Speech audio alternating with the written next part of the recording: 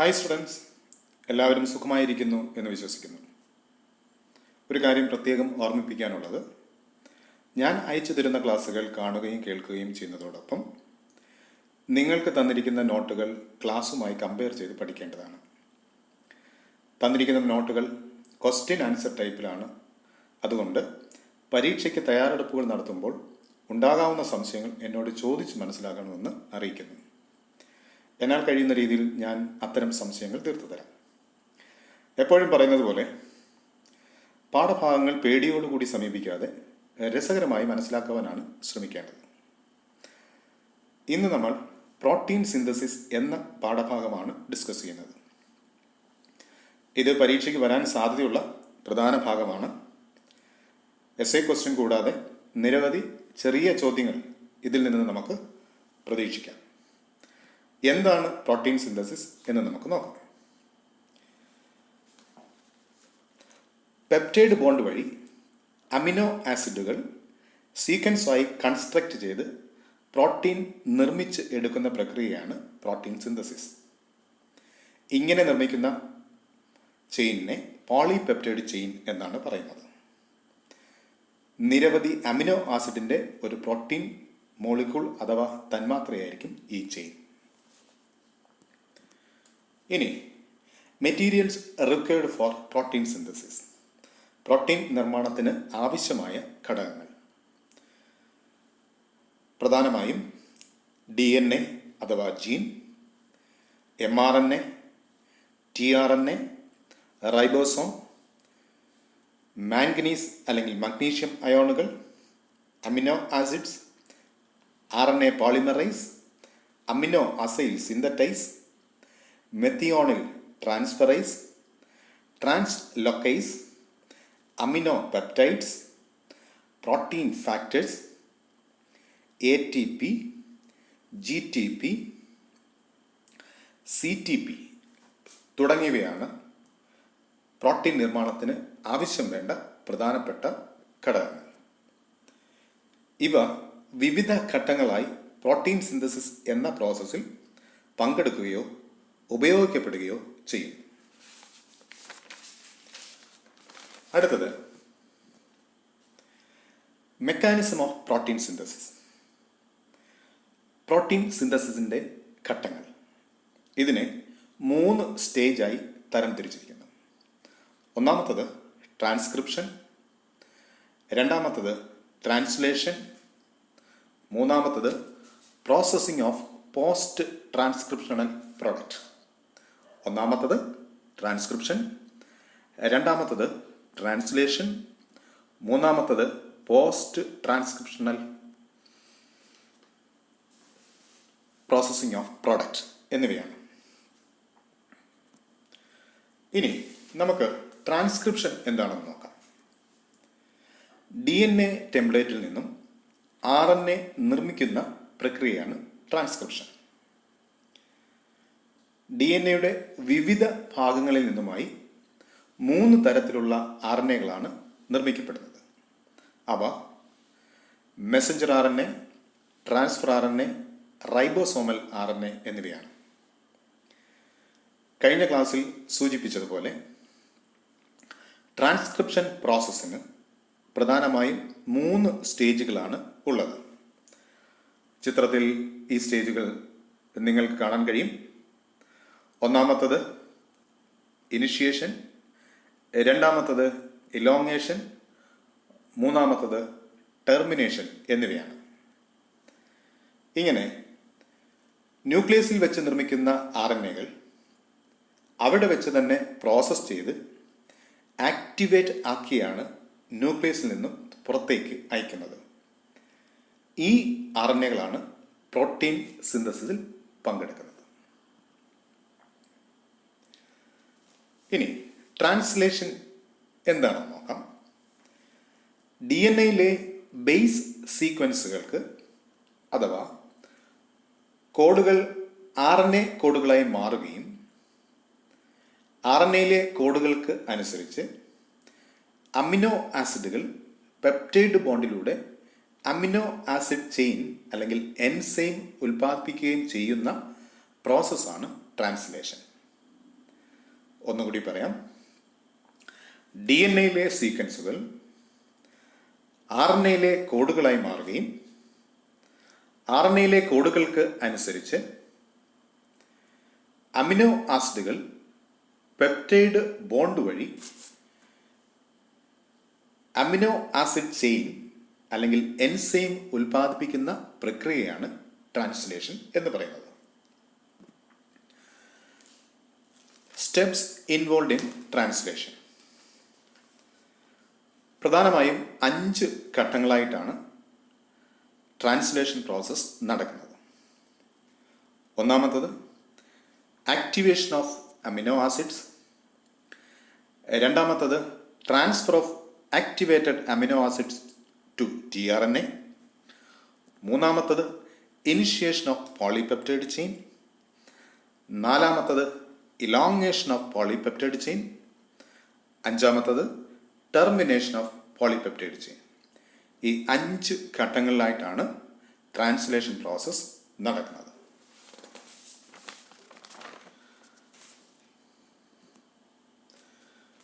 ഇനി ഒന്നാമത്തെ സ്റ്റേജ് എന്താണെന്ന് നോക്കാം. ഒന്നാമത്തത് ആക്ടിവേഷൻ ഓഫ് അമിനോ ആസിഡ്സ്. സൈറ്റോപ്ലാസത്തിലാണ് അമിനോ ആസിഡുകൾ ഉള്ളത്. പ്രോട്ടീൻ നിർമ്മാണം നടത്തുന്നത് റൈബോസോം ആണ്. tRNAയിലേക്ക് അമിനോ ആസിഡുകൾ അറ്റാച്ച് ചെയ്യുന്നതിന് മുൻപ് ഈ അമിനോ ആസിഡുകളെ ആക്ടിവേറ്റ് ചെയ്യിക്കണം.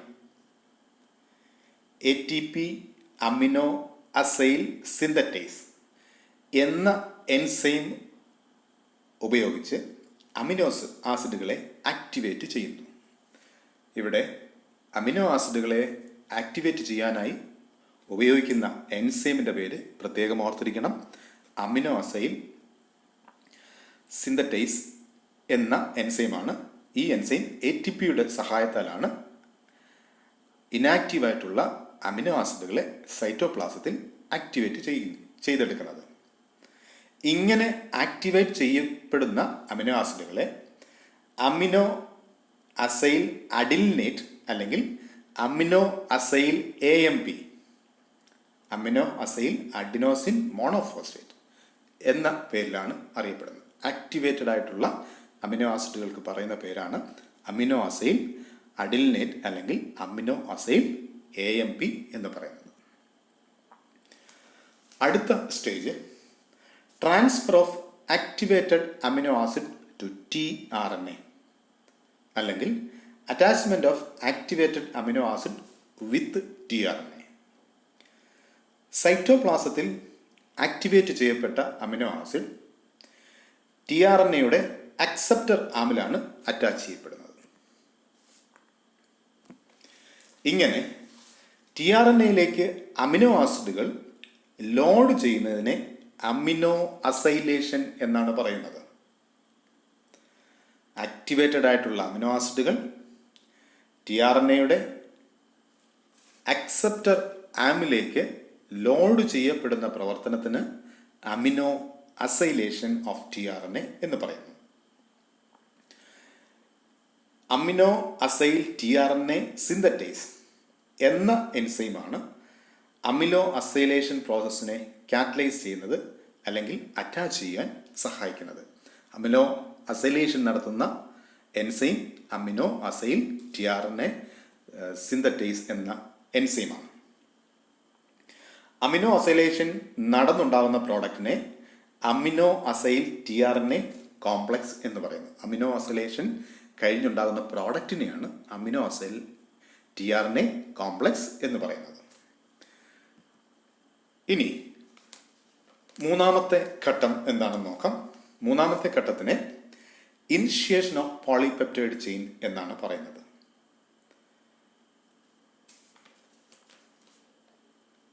അമിനോ ആസിഡുകൾ ചേർത്തുകൊണ്ടുള്ള പോളിപെപ്റ്റൈഡ് ചെയിനിന്റെ നിർമ്മാണം.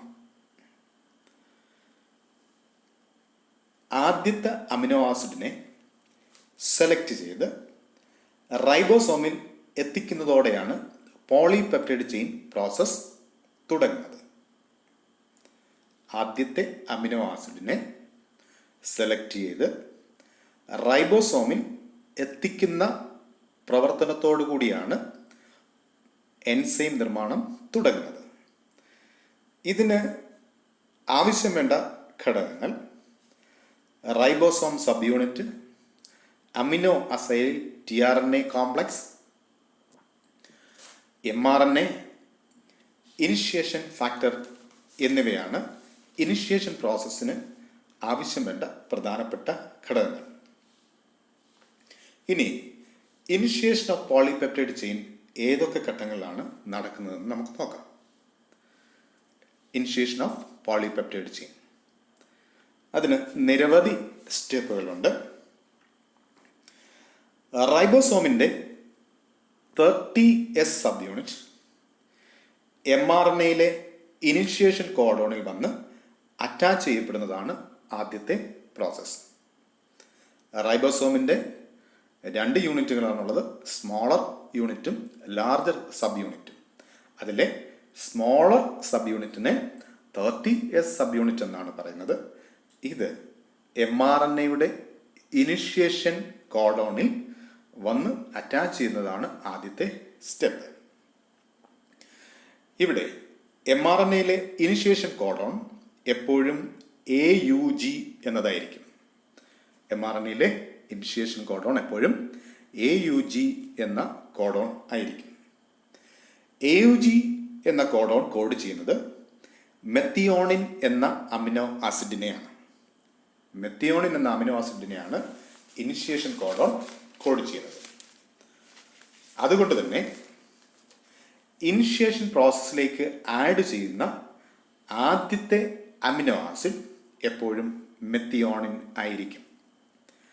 പ്രത്യേകം ശ്രദ്ധിക്കേണ്ട കാര്യം, പ്രോട്ടീൻ നിർമ്മാണത്തിൽ ആദ്യമായി ആഡ് ചെയ്യപ്പെടുന്ന അമിനോ ആസിഡ് എപ്പോഴും മെത്തിയോണിൻ എന്ന അമിനോ ആസിഡ് ആയിരിക്കും.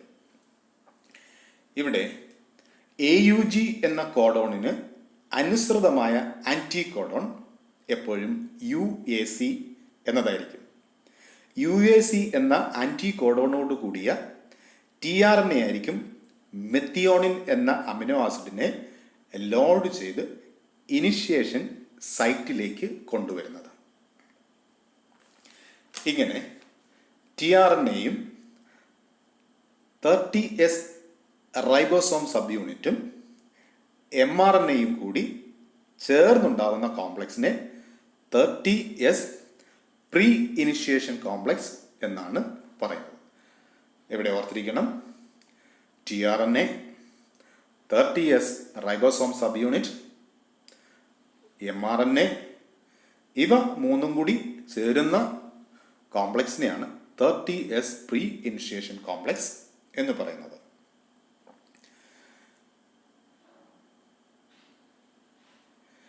ഈ 30S പ്രീ ഇനിഷ്യേഷൻ കോംപ്ലക്സിൻ്റെ കൂടെ റൈബോസോമിൻ്റെ രണ്ടാമത്തെ യൂണിറ്റായ ലാർജർ സബ് യൂണിറ്റ് അറ്റാച്ച് ചെയ്യപ്പെടുന്നതോടുകൂടി ഇനിഷ്യേഷൻ കോംപ്ലക്സ് ആയി ഇത് മാറുന്നു. 30S പ്രീ ഇനിഷ്യേഷൻ കോംപ്ലക്സിൻ്റെ കൂടെ റൈബോസോമിൻ്റെ രണ്ടാമത്തെ ഭാഗമായ ലാർജർ സബ് യൂണിറ്റ് അല്ലെങ്കിൽ 50S യൂണിറ്റ് യോജിപ്പിക്കുന്നതോടുകൂടി ഈ കോംപ്ലക്സിനെ ഇനിഷ്യേഷൻ കോംപ്ലക്സ് എന്നാണ് പറയുന്നത്. ചിത്രത്തിൽ 30S pre initiation complex, initiation complex എന്നിവ കാണാവുന്നതാണ്. 70S റൈബോസോമിന് tRNAയെ ഉള്ളിലേക്ക് കടത്തിവിടാനായി അല്ലെങ്കിൽ അമിനോ ആസിഡിൻ്റെ എൻട്രിക്കായി 2 സൈറ്റുകൾ ഉണ്ട്. ആദ്യത്തേതിനെ P സൈറ്റ് അല്ലെങ്കിൽ പെപ്റ്റൈഡ് സൈറ്റ് എന്നും, അല്ലെങ്കിൽ പെപ്റ്റൈഡ് ബോണ്ടുകൾ അമിനോ ആസിഡുകൾക്ക് ഇടയിൽ ഉണ്ടാക്കുന്ന സൈറ്റ്. രണ്ടാമത്തേത് A സൈറ്റ് അല്ലെങ്കിൽ അമിനോ അസൈൽ സൈറ്റ് എന്നോ പറയും. അതായത് ചാർജ് ചെയ്ത അമിനോ ആസിഡോട് കൂടി വരുന്ന tRNAയെ സ്വീകരിക്കുന്ന സൈറ്റാണ് A സൈറ്റ് എന്ന് പറയുന്നത്. അപ്പോൾ ഇവിടെ ഓർത്തിരിക്കേണ്ട രണ്ട് പ്രധാനപ്പെട്ട കാര്യം, അമിനോ ആസിഡുകൾ ഇനിഷ്യേഷൻ കോംപ്ലക്സിലേക്ക് കടന്നു വരുന്നത് രണ്ട് സൈറ്റിലൂടെയാണ്. ആദ്യത്തെ സൈറ്റിനെ പി സൈറ്റ് എന്ന് പറയും, അല്ലെങ്കിൽ പെപ്റ്റൈഡ് സൈറ്റ് എന്നാണ് പറയുക. അമിനോ ആസിഡുകൾക്കിടയിൽ പെപ്റ്റൈഡ് രൂപപ്പെടുന്നത് ഈ സൈറ്റിൽ വെച്ചാണ്. രണ്ടാമത്തത് പുതുതായിട്ട് ചാർജ് ചെയ്ത് വരുന്ന അമിനോ ആസിഡുകൾ എൻട്രി നടത്തുന്ന സൈറ്റാണ് എ സൈറ്റ്. ഇവിടെ ആദ്യത്തെ ടിആർഎൻഎ അല്ലെങ്കിൽ മെത്തിയോണിൻ ടിആർഎൻഎ റൈബോസോമിന്റെ പി സൈറ്റിലാണ് ആദ്യം അറ്റാച്ച് ചെയ്യപ്പെടുന്നത്. ആദ്യത്തെ അമിനോ ആസിഡ് എപ്പോഴും മെത്തിയോണിൻ ആയിരിക്കും. മെത്തിയോണിൻ അമിനോ ആസിഡോട് കൂടിയ ടിആർഎൻഎ അറ്റാച്ച് ചെയ്യപ്പെടുന്നത് പി സൈറ്റിലാണ്. ഇത്രയും പ്രോസസ്സാണ് ഇനിഷ്യേഷൻ ഓഫ് പോളിപെപ്റ്റൈഡ് ചെയിൻ എന്ന ഘട്ടത്തിൽ നടക്കുന്നത്. അടുത്തത് ഇലോങ്ങേഷൻ ഓഫ് പോളിപെപ്റ്റൈഡ് ചെയിൻ എന്നതാണ്. അതായത് mRNA കോഡുകൾക്ക് അനുസരിച്ച് മെത്തിയോണിൻ എന്ന അമിനോ ആസിഡിന് പിന്നാലെ തുടർച്ചയായി അമിനോ ആസിഡുകൾ പെപ്റ്റൈഡ് ബോണ്ട് വഴി ആഡ് ചെയ്യുന്നതിനെയാണ് ഇലോങ്ങേഷൻ ഓഫ് പോളിപെപ്റ്റൈഡ് ചെയിൻ എന്ന് പറയുന്നത്. ആദ്യത്തെ മെത്തിയോണിൻ അമിനോ ആസിഡിന് തൊട്ടുപിറകെ കോഡുകൾക്ക് അനുസരിച്ച് അമിനോ ആസിഡുകൾ പെപ്റ്റൈഡ് ബോണ്ട് വഴി ആഡ് ചെയ്യപ്പെടുന്ന പ്രോസസ്സിനെയാണ് ഇലോങ്ങേഷൻ ഓഫ് പോളിപെപ്റ്റൈഡ് ചെയിൻ എന്ന് പറയുന്നത്. ഇത് വിവിധ സ്റ്റേജുകളിലായാണ് നടക്കുന്നത്. അവ ഓരോന്നും നമുക്ക് എന്താണെന്ന് നോക്കാം.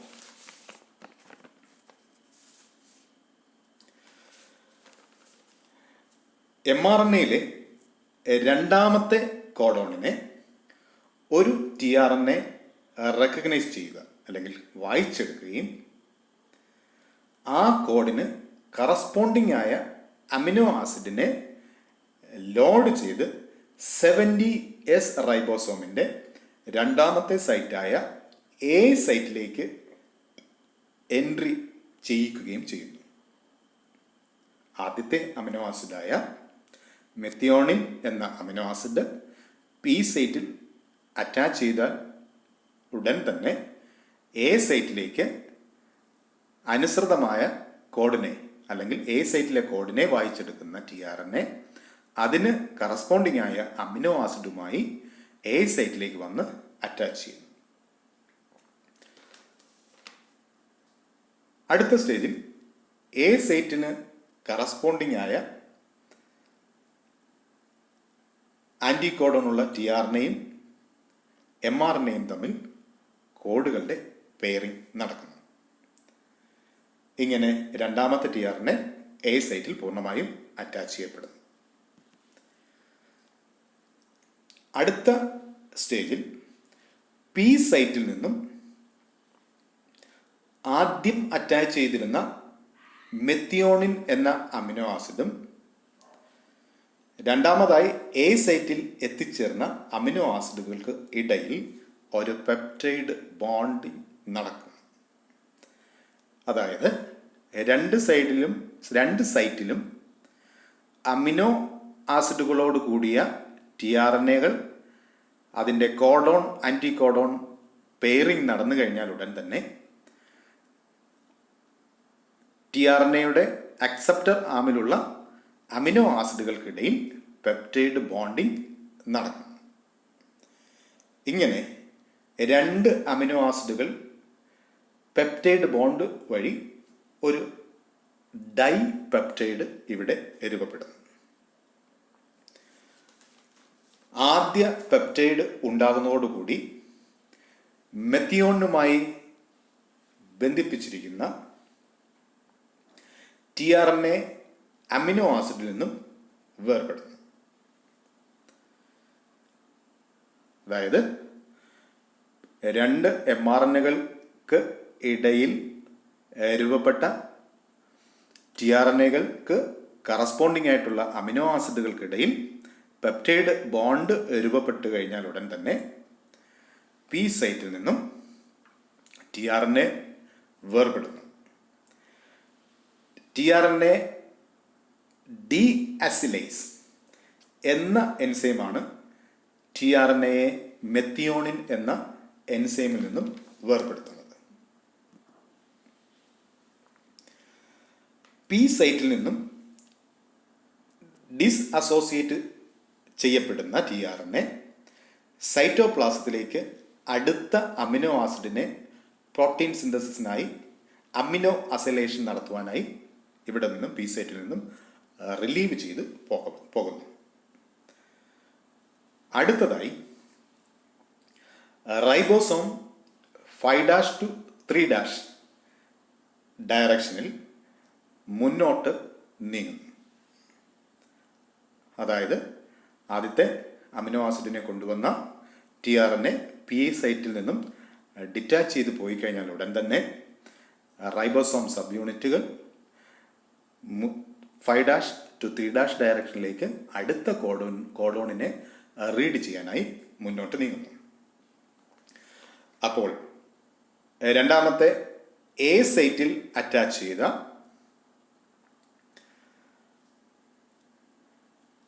tRNA അവിടെ നിന്നും പി സൈറ്റിലേക്ക് ഷിഫ്റ്റ് ചെയ്യുന്നു. അതായത് എ സൈറ്റിൽ അറ്റാച്ച് ചെയ്തിരുന്ന tRNA അവിടെ നിന്നും പി സൈറ്റിലേക്ക് ഷിഫ്റ്റ് ചെയ്യുന്നു. അങ്ങനെ എ സൈറ്റ് വീണ്ടും ഫ്രീ ആകുന്നു. ഇങ്ങനെ ഫ്രീ ആയ എ സൈറ്റിലേക്കാണ് പുതിയ അമിനോ ആസിഡുമായി അടുത്ത tRNA എൻറ്റർ ചെയ്യുന്നത്. റൈബോസോമിൻ്റെ മുന്നോട്ടുള്ള മൂവ്മെൻറ്റ് tRNA പി സൈറ്റിൽ നിന്നും റിലീസായി പുറത്തു പോകുന്ന പ്രക്രിയ, എ സൈറ്റിൽ നിന്നും പി സൈറ്റിലേക്കുള്ള രണ്ടാമത്തെ RNAയുടെ ഷിഫ്റ്റിംഗ് തുടങ്ങിയ പ്രവർത്തനങ്ങളെയാണ് ട്രാൻസ്ലൊക്കേഷൻ എന്ന് പറയുന്നത്. ഇവിടെ ഓർത്തിരിക്കേണ്ട പ്രധാനപ്പെട്ട ഒരു ഭാഗമാണ് ട്രാൻസ്ലൊക്കേഷൻ. അതായത് റൈബോസോം 5' to 3' ഡയറക്ഷനിലേക്ക് മൂവ് ചെയ്യുമ്പോൾ ആദ്യത്തെ tRNA പി സൈറ്റിൽ നിന്നും റിലീസായി പുറത്തു പോവുകയും എ സൈറ്റിലുണ്ടായിരുന്ന RNA എ സൈറ്റിൽ നിന്നും പി സൈറ്റിലേക്ക് ഷിഫ്റ്റ് ചെയ്യുകയും അടുത്ത RNA അവിടേക്ക് കടന്നു വരികയും ചെയ്യും. ഈ പ്രവർത്തനങ്ങളെല്ലാം കൂടിയാണ് ട്രാൻസ്ലൊക്കേഷൻ എന്ന് പറയുന്നത്. ട്രാൻസ്ലൊക്കേസ് എന്ന എൻസൈമാണ് ഈ പ്രവർത്തനങ്ങളെ കാറ്റലൈസ് ചെയ്യുന്നത്. ഇവിടെ ട്രാൻസ്ലൊക്കേഷൻ എന്ന പ്രോസസ്സിനെ കാറ്റലൈസ് ചെയ്യുന്ന എൻസൈം ട്രാൻസ്ലൊക്കേസ് എന്നതാണ്.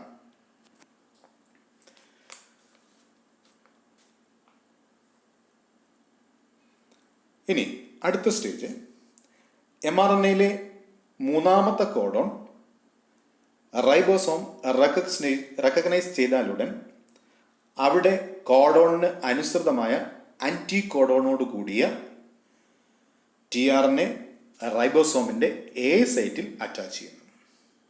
ട്രാൻസ്ലൊക്കേഷൻ നടക്കുമ്പോൾ അവിടെ എ സൈറ്റ് ഫ്രീ ആവുകയും എ സൈറ്റിലേക്ക് കറസ്പോണ്ടിങ് ആയിട്ടുള്ള ആന്റി കോഡോണോട് കൂടിയ tRNA എൻ്റർ ചെയ്ത് എ സൈറ്റിൽ കോഡോണുകളുടെ പെയറിംഗ് നടക്കുകയും ചെയ്യും.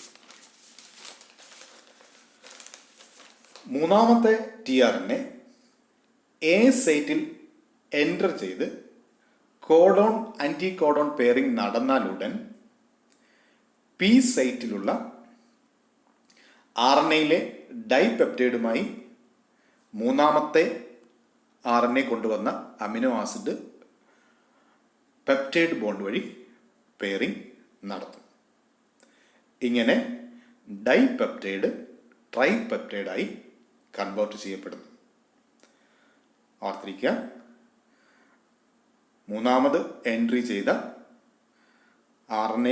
RNAയിലുള്ള അമിനോ ആസിഡ് നേരത്തെ നിലവിലുണ്ടായിരുന്ന ഡൈപെപ്റ്റൈഡുമായി പെപ്റ്റൈഡ് ബോണ്ട് വഴി ബോണ്ട് ചെയ്ത് ട്രൈപെപ്റ്റൈഡ് എന്ന രൂപത്തിലേക്ക് മാറുന്നു.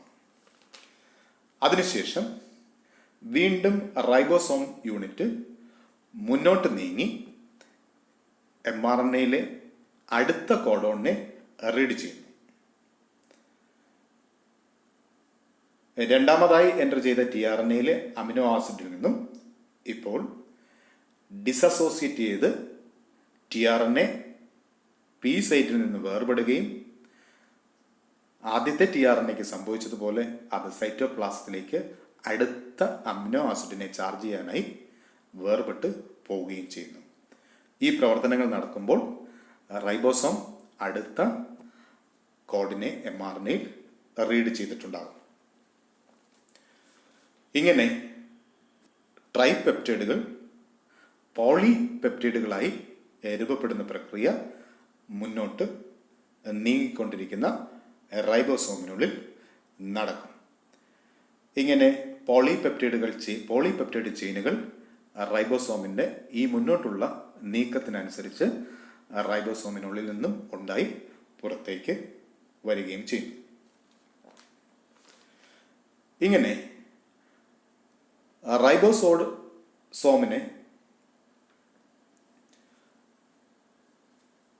റൈബോസോം RNA റീഡ് ചെയ്തുകൊണ്ട്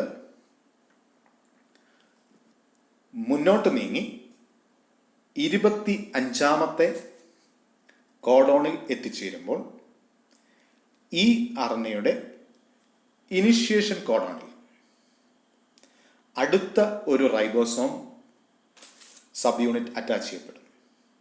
ഇങ്ങനെ ഒരേ സമയം രണ്ടിടത്തായി പോളിപെപ്റ്റൈഡ് ചെയിൻ്റെ നിർമ്മാണം നടക്കുകയും ചെയ്യും. ഇവിടെ ഓർത്തിരിക്കേണ്ട പ്രധാനപ്പെട്ട ഒരു കാര്യം, റൈബോസോം സബ് യൂണിറ്റ് 5' to 3' ഡയറക്ഷനിൽ കോഡുകളെ റീഡ് ചെയ്ത് പോളിപെപ്റ്റൈഡ് ചെയിൻ ഉണ്ടാക്കുന്ന പ്രവർത്തനം നടത്തി mRNAയിലെ 25ാമത്തെ കോഡോണിൽ എത്തിച്ചേരുമ്പോൾ ഈ mRNAയിലെ തന്നെ ഇനിഷ്യേഷൻ കോഡോണിൽ അടുത്ത ഒരു റൈബോസോം സബ് യൂണിറ്റ് അറ്റാച്ച് ചെയ്യപ്പെടുകയും പോളിപെപ്റ്റൈഡ് ചെയിൻ്റെ പ്രവർത്തനം ആരംഭിക്കുകയും ചെയ്യും. ഇങ്ങനെ ഒന്നിലധികം റൈബോസോമുകൾ ഒരു mRNAയിൽ നിന്നും ഒരുമിച്ച് പ്രോട്ടീൻ സിന്തസിസ് നടത്തുന്ന റൈബോസോമിൻ്റെ ഈ ക്ലസ്റ്ററിനെ പോളിസോം അല്ലെങ്കിൽ പോളി റൈബോസോം എന്നാണ് പറയുന്നത്. ഒരേ സമയം ഒന്നിലധികം റൈബോസോമുകൾ ചേർന്ന് ഒരു mRNAയിൽ പ്രോട്ടീൻ സിന്തസിസ് നടത്തുന്ന ഈ കണ്ടീഷനെ, റൈബോസോമുകൾ ഒരുമിച്ച് ചേർന്നിരിക്കുന്ന ഈ കണ്ടീഷനെ പോളി റൈബോസോം അല്ലെങ്കിൽ പോളിസോം എന്ന് പറയുന്നു. ഇവിടെ ഓരോ റൈബോസോമും ഓരോ പോളിപെപ്റ്റൈഡ് ചെയിനെ ഉണ്ടാക്കുന്നു. അങ്ങനെ ഒരു RNAയിൽ ഒന്നിലധികം പോളിപെപ്റ്റൈഡ് ചെയിൻ ഉണ്ടാക്കപ്പെടുകയാണ് പ്രോട്ടീൻ സിന്തസിസ് ചെയ്യുന്നത്. ഇതിൻ്റെ അടുത്ത ഘട്ടം ടെർമിനേഷൻ ഓഫ് പോളിപെപ്റ്റൈഡ് ചെയിൻ എന്നതാണ്. അത് നമുക്ക് എന്താണെന്ന് നോക്കാം.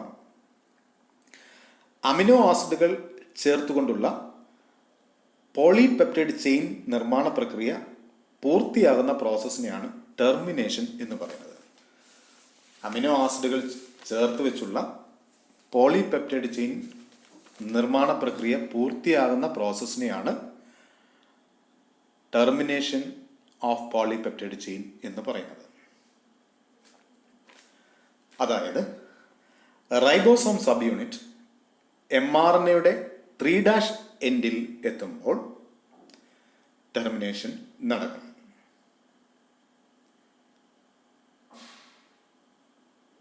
ടെർമിനേഷൻ അല്ലെങ്കിൽ പോളിപെപ്റ്റൈഡ് ചെയിൻ നിർമ്മാണം സ്റ്റോപ്പ് ചെയ്യുന്നതിനായി mRNAയുടെ 3' എൻഡിൽ ഒരു സ്റ്റോപ്പ് കോഡോൺ കാണപ്പെടുന്നു. ഈ സ്റ്റോപ്പ് കോഡോണിനെ ടെർമിനേഷൻ കോഡോൺ എന്നാണ് അറിയപ്പെടുന്നത്. ഈ സ്റ്റോപ്പ് കോഡോൺ എപ്പോഴും UAG അല്ലെങ്കിൽ ആംബർ എന്ന പേര്, UAA അല്ലെങ്കിൽ ഒഹ്റെ എന്നോ UGA അല്ലെങ്കിൽ ഒപ്പാൽ എന്നോ ആയിരിക്കും സ്റ്റോപ്പ് കോഡോൺ mRNAയിൽ കാണപ്പെടുന്നത്. ഇങ്ങനെയാണ് ടെർമിനേഷൻ പ്രോസസ് mRNA-യിൽ സ്റ്റോപ്പ് കോഡോണോടുകൂടി അവസാനിക്കുന്നത്. ഇവിടെ ടെർമിനേഷന് സഹായിക്കുന്ന പ്രോട്ടീൻ ഫാക്ടർ കൂടി ഉൾക്കൊള്ളുന്നുണ്ട്. ടെർമിനേഷൻ സഹായിക്കുന്ന പ്രോട്ടീൻ ഫാക്ടറുകളെ ടെർമിനേഷൻ പ്രോട്ടീൻ ഫാക്ടർ എന്നാണ് പറയുന്നത്. ടെർമിനേഷൻ പ്രോട്ടീൻ ഫാക്ടർ എന്നാണ് പറയുന്നത്. ടെർമിനേഷൻ പ്രോട്ടീൻ ഫാക്ടറുകൾ പ്രധാനമായും RF1, 2, 3 ആൻഡ് CTP എന്നിവയാണ് ടെർമിനേഷന് സഹായിക്കുന്ന പ്രോട്ടീൻ ഫാക്ടറുകൾ. ഈ പ്രോസസ്സിലൂടെയാണ് ടെർമിനേഷൻ നടക്കുന്നത് എന്ന് വിശ്വസിക്കുന്നെങ്കിലും ടെർമിനേഷൻ്റെ എക്സാക്റ്റ് മെക്കാനിസം ഇപ്പോഴും ശാസ്ത്രത്തിന് അപൂർണമാണ്. ടെർമിനേറ്റ് ചെയ്യപ്പെട്ട പ്രോട്ടീൻ റൈബോസോമിൽ നിന്നും സൈറ്റോപ്ലാസത്തിലേക്ക് 2 സബ് യൂണിറ്റുകളും വേർപെട്ട് വീണ്ടും പ്രോട്ടീൻ നിർമ്മാണം നടത്തുന്നതിനായി mRNA-യിലെ ഇനിഷ്യേഷൻ കോഡോൺ റെക്കഗ്നൈസ് ചെയ്യുന്നതിന് വേണ്ടി വീണ്ടും സൈറ്റോപ്ലാസത്തിലേക്ക് വേർപെട്ട് പോകുന്നു. ഇതോടുകൂടി പ്രോട്ടീൻ സിന്തസിസിൻ്റെ ടെർമിനേഷൻ ഓഫ് പ്രോട്ടീൻ സിന്തസിസ് എന്ന സ്റ്റേജ് അവസാനിക്കുന്നു. ഇനി പ്രോട്ടീൻ സിന്തസിസിൻ്റെ അവസാന സ്റ്റേജ് എന്ന് പറയുന്നത് processing of post transcriptional product എന്നതാണ്. അതായത് ടെർമിനേഷൻ കഴിഞ്ഞ് റിലീസ് ചെയ്യപ്പെടുന്ന പ്രോട്ടീൻ ചെയിൻ എപ്പോഴും ഇൻആക്റ്റീവ് ആയിരിക്കും. അതിന് പ്രത്യേകിച്ച് ആക്ടിവിറ്റി ഒന്നും കാണുകയില്ല, അല്ലെങ്കിൽ ആക്റ്റീവ് ആകാൻ കഴിയുകയില്ല. ഈ പ്രോട്ടീൻ ചെയിനെ ആക്റ്റീവ് ആക്കുന്നത് അതിലെ ആദ്യം കൂട്ടിച്ചേർത്ത അമിനോ ആസിഡ്, അതായത് മെത്തിയോണിൻ എന്ന അമിനോ ആസിഡിനെ നീക്കം ചെയ്യുന്നതോടൊപ്പം അതിൻ്റെ ഓപ്പോസിറ്റ് സൈഡിലുള്ള ഈ പോളിപെപ്റ്റൈഡ് ചെയിൻ്റെ ഓപ്പോസിറ്റ് സൈഡിലുള്ള കുറച്ച് അമിനോ ആസിഡിനെ റിമൂവ് ചെയ്യുമ്പോഴാണ് ഈ പോളിപെപ്റ്റൈഡ് ചെയിൻ ആക്റ്റീവ് ആവുന്നത്. ഇവിടെ 2 എൻസൈമുകളാണ് ഇനാക്റ്റീവ് ആയിട്ടുള്ള പോളിപെപ്റ്റൈഡ് ചെയിനെ ആക്റ്റീവ് ആക്കുന്നത്. ഈ എൻസൈമുകളെ ഒന്ന് ഡീഫോർമുലേസ് എന്നും രണ്ടാമത്തത് അമിനോ പെപ്റ്റൈഡേസ് എന്നതുമാണ്. ഇവിടെ ഓർത്തിരിക്കണം, റൈബോസോമിൽ നിന്നും ഉൽപ്പാദിപ്പിക്കപ്പെടുന്ന പോളിപെപ്റ്റൈഡ് ചെയിൻ അല്ലെങ്കിൽ എൻസൈം ഇനാക്റ്റീവ് ആയിരിക്കും. ഇനാക്റ്റീവായിട്ടുള്ള ഈ എൻസൈമിനെ ആക്ടിവേറ്റ് ചെയ്യപ്പെടുന്നത് അതിൻ്റെ ഒരു എൻഡിലുള്ള അല്ലെങ്കിൽ ആദ്യത്തെ എൻഡിലെ ആദ്യം ചേർക്കപ്പെട്ട അമിനോ ആസിഡായ മെത്തിയോണിനെയും അതിൻ്റെ ഓപ്പോസിറ്റ് എൻഡിലെ കുറച്ച് അമിനോ ആസിഡിനെയും റിമൂവ് ചെയ്തുകൊണ്ടാണ് ഇനാക്റ്റീവായിട്ടുള്ള അമിനോ ആസിഡിനെ അല്ലെങ്കിൽ ഈ അമിനോ ആസിഡിൻ്റെ ചെയിനിനെ ആക്ടിവേറ്റ് ചെയ്യപ്പെടുന്നത്. ഇങ്ങനെ ആക്ടിവേറ്റ് ചെയ്യിപ്പിക്കുന്നത് ഡീഫോർമുലേസ്, അമിനോ പെപ്റ്റൈഡേസ് എന്നീ 2 എൻസൈമുകളാണ്. ഇതോടുകൂടി പ്രോട്ടീൻ സിന്തസിസ് എന്ന പാഠഭാഗം അവസാനിക്കുന്നു. നിങ്ങൾക്കുള്ള സംശയങ്ങൾ നേരിട്ട് ചോദിക്കുക. എല്ലാവർക്കും നല്ലൊരു പഠനകാലം ആശംസിക്കുന്നു.